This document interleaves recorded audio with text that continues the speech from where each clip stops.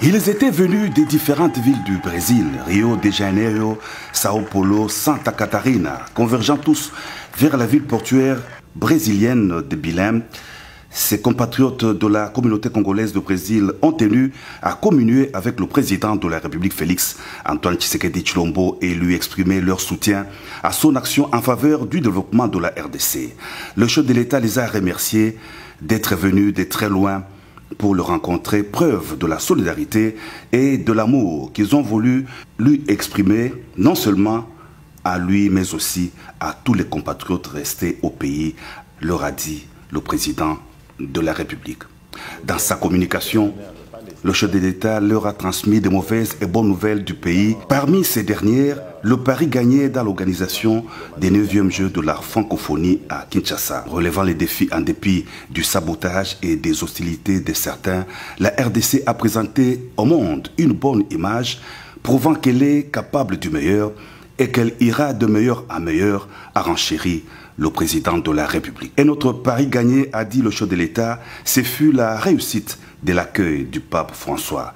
Et bientôt le pays ira aux élections présidentielles, législatives, nationales et provinciales, sénatoriales et même locales, a souligné le président de la République. La bonne nouvelle, c'est aussi l'engagement du pays dans la réalisation du projet de développement de la RDC à la base grâce au programme de 145 territoires. Hélas, la mauvaise nouvelle, a indiqué le président de la République, c'est l'agression barbare du Rwanda sous couvert du M23 dans la partie est du territoire national. Qui veut la paix prépare la guerre, dit-on, tout en s'adonnant au dialogue pour la paix. La RDC devra aussi compter sur elle-même par la promotion de l'armée nationale, une force voulue, dissuasive et efficace, ne pas se laisser faire et ramener la paix sur toute l'étendue du pays, a renchéri le président de la République. Il s'en est suivi un dialogue avec la communauté congolaise de Brésil. Le chef de l'État s'est mis à l'écoute de tout le monde, même du jeune garçon Uredi Nour Betuna, futur champion de football, qui sollicitait la bourse d'études pour lui et pour ses condisciples.